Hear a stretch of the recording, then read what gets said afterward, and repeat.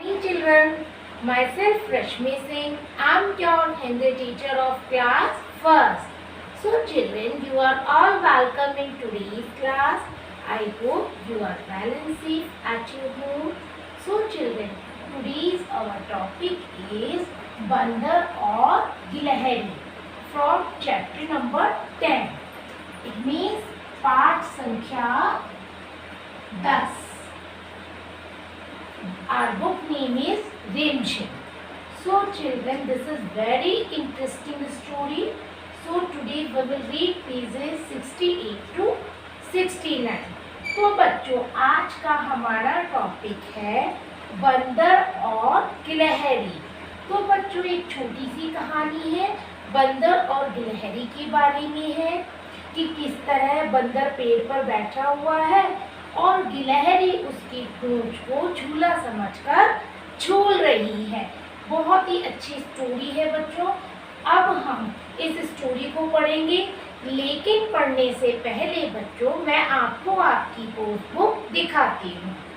तो बच्चों, ये है आपकी कोर्स बुक रिमझिम फॉर क्लास 1.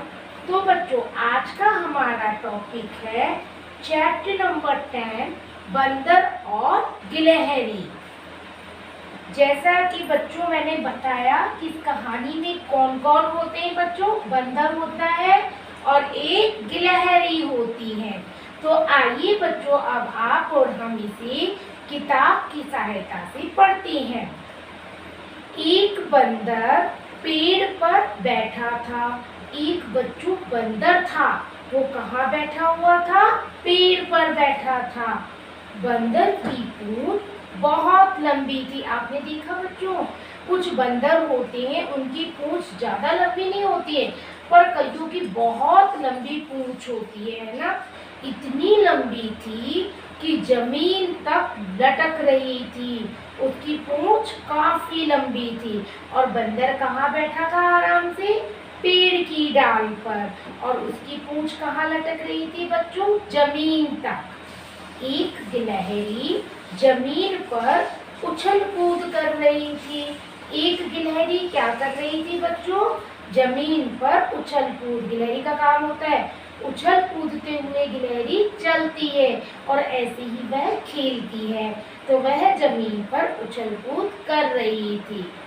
अचानक उसे पूंछ दिखाई दी.